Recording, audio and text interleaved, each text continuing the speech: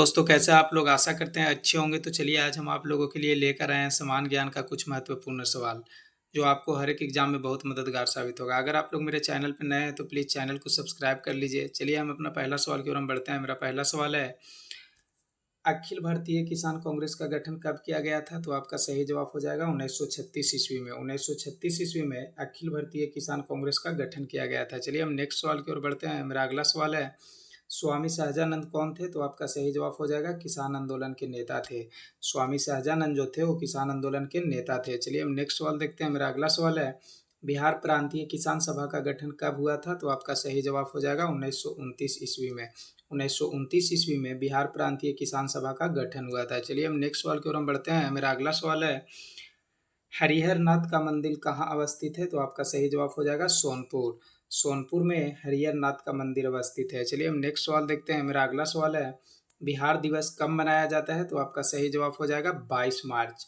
22 मार्च को बिहार दिवस मनाया जाता है। चलिए हम नेक्स्ट सवाल देखते हैं। मेरा अगला सवाल है, इंदिरा गांधी तारामंडल सह विभाजन परिसर कहाँ है? तो आपका सही जवाब हो जाएगा पटना में।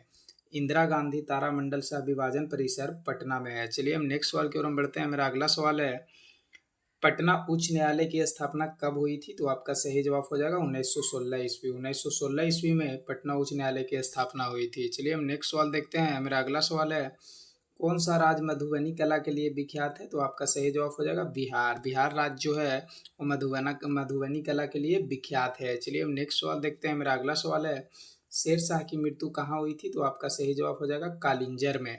कालिंजर में शेर शाह की मृत्यु हुई थी। चलिए हम नेक्स्ट सवाल देखते हैं। मेरा अगला सवाल है, बिहार बंगाल से कब पृथक हुआ था? तो आपका सही जवाब हो जाएगा 1912 ईस्वी में। बिहार बंगाल से पृथक हुआ था 1912 ईस्वी में। चलिए हम नेक्स्ट सवाल देखते हैं। मेरा अगला सवाल है, बिहार छात्र परिषद का गठन किसने किया था? तो आपका सही जवाब हो जाएगा डॉक्टर राजेंद्र प्रसाद। डॉक्टर राजेंद्र प्रसाद ने बिहार छात्र परिषद का गठन किए थे। चलिए हम नेक्स्ट सवाल देखते हैं। मेरा अगला सवाल है, बिहार कांग्रेस सोशलिस्ट पार्टी का गठन कब हुआ था? तो आपका सही जवाब हो जाएगा 1931 ईस्वी में। 1931 ईस्वी में बिहार कांग्रेस सोशलिस्ट पार्टी का गठन हुआ था। चलिए हम नेक्स्ट सवाल देखते हैं। मेरा अगला सवाल है, बिहार में साइमन कमीशन के बहिष्कार के संयोजक कौन थे? तो आपका सही जवाब हो जाएगा देवकी नंदन। बिहार में साइमन कमीशन के बहिष्कार के संयोजक देवकी नंदन थे। चलिए हम नेक्स्ट सवाल देखते हैं। मेरा अगला सवाल है, पाटलिपुत्र को किस शासक ने सर्वप्रथम अपनी राजधानी बनाया था? तो आपका सही जवाब हो जाएगा चंद्रगुप्त मौर्य।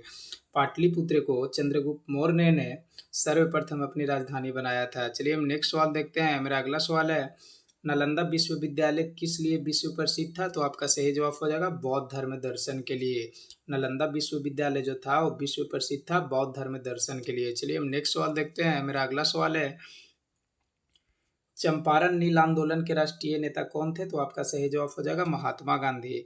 चंपारण नील आंदोलन का जो राष्ट्रीय नेता थे वो महात्मा गांधी थे। चलिए हम नेक्स्ट सवाल देखते हैं। मेरा अगला सवाल है, प्रभावती देवी किस क्षेत्र की स्वतंत्रता सेनानी थी? तो आपका सही जवाब हो जाएगा चंपारण। प्रभावती देवी जो थी वो चंपारण क्षेत्र की स्वतंत्रता सेनानी थी। चलिए हम नेक्स्ट सवाल देखते हैं। मेरा अगला सवाल है, बिहार में किस स्थान पर भारतीय राष्ट्रीय कांग्रेस का 1922 का अधिवेशन हुआ था? तो आपका सही जवाब हो जाएगा गया।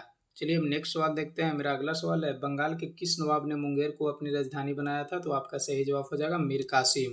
बंगाल के जो नवाब थे मीर कासिम वो मुंगेर को अपना राजधानी बनाए थे। चलिए हम नेक्स्ट सवाल देखते हैं। मेरा अगला सवाल है, पाटलिपुत्र में स्थित चंद्रगुप्त मौर्य का महल मुख्य रूप से किस चीज का बना था? तो आपका सही जवाब हो जाएगा लकड़ी का।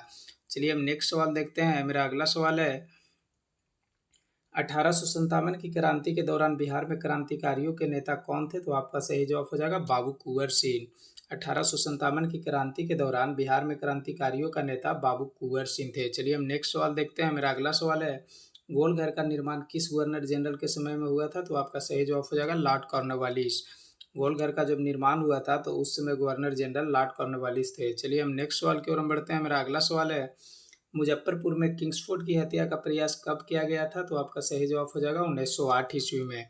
मुजफ्फरपुर में किंग्सफोर्ड की हत्या का प्रयास 1908 ईस्वी में किया गया था। चलिए हम नेक्स्ट सवाल की ओर हम बढ़ते हैं। मेरा अगला सवाल है, नालंदा विश्वविद्यालय में शिक्षा का माध्यम था तो क्या था? संस्कृत था। नालंदा विश्वविद्यालय में शिक्षा का माध्यम संस्कृत था। चलिए हम नेक्स्ट सवाल देखते हैं। मेरा अगला सवाल है, बिहार सोशलिस्ट पार्टी के संस्थापक कौन थे? तो आपका सही जवाब हो जाएगा एम एन राय। बिहार सोशलिस्ट पार्टी के संस्थापक एम.एन. राय थे। चलिए हम नेक्स्ट सवाल देखते हैं। मेरा अगला सवाल है, बिहार और उड़ीसा का विभाजन कब हुआ था? तो आपका सही जवाब हो जाएगा 1936 ईस्वी में। बिहार और उड़ीसा का विभाजन 1936 ईस्वी में हुआ था। चलिए हम नेक्स्ट सवाल की ओर हम बढ़ते हैं। मेरा अगला सवाल है, औरंगजेब के समय में पटना का नाम क्या हो गया था? तो आपका सही जवाब हो जाएगा अजीमाबाद। औरंगजेब का समय में पटना का नाम अजीमाबाद हो गया था। चलिए हम नेक्स्ट सवाल देखते हैं। मेरा अगला सवाल है, बिहार के किस जिले में सोमेश्वर की पहाड़ियां हैं? तो आपका सही जवाब हो जाएगा पश्चिमी चंपारण। बिहार के पश्चिमी चंपारण जिले में सोमेश्वर की पहाड़ियां हैं। चलिए हम नेक्स्ट सवाल देखते हैं। मेरा अगला सवाल है, भारतीय द्वीपों की कुल संख्या कितनी है? तो आपका सही जवाब हो जाएगा 247। भारतीय द्वीपों की कुल संख्या 247 है। चलिए हम नेक्स्ट सवाल देखते हैं। मेरा अगला सवाल है, बंगाल की खाड़ी में द्वीपों की कुल संख्या कितनी है? तो आपका सही जवाब हो जाएगा 204। बंगाल की खाड़ी में कुल द्वीपों की संख्या 204 है। चलिए हम नेक्स्ट सवाल देखते हैं। मेरा अगला सवाल है, लक्षद्वीप में द्वीपों की कुल संख्या कितनी है? तो आपका सही जवाब हो जाएगा 43। लक्षद्वीप में द्वीपों की कुल संख्या 43 है। चलिए हम नेक्स्ट सवाल देखते हैं। मेरा अगला सवाल है, भारत में किस प्रकार के शासन व्यवस्था है? तो आपका सही जवाब हो जाएगा प्रजातंत्रीय शासन व्यवस्था।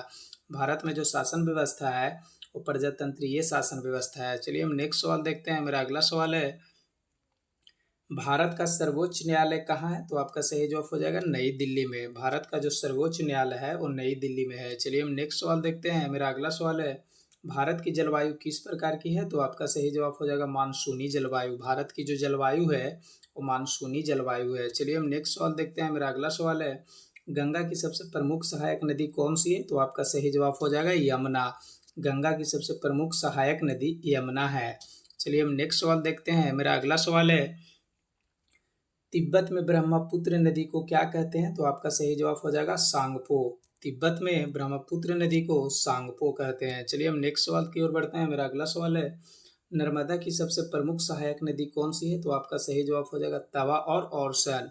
नर्मदा की सबसे प्रमुख सहायक नदी तवा और औरसैन है। चलिए हम नेक्स्ट सवाल देखते हैं। मेरा अगला सवाल है, हरियाणा में प्रवाहित होने वाली एकमात्र नदी कौन सी है? तो आपका सही जवाब हो जाएगा घग्गर। हरियाणा में प्रवाहित होने वाली एकमात्र जो नदी है वो घग्गर नदी है। चलिए हम नेक्स्ट सवाल की ओर बढ़ते हैं और ये मेरा लास्ट सवाल है। तो मेरा अगला सवाल है, शारदा नदी का अन्य नाम क्या था? तो आपका सही जवाब हो जाएगा काली नदी या काली गंगा।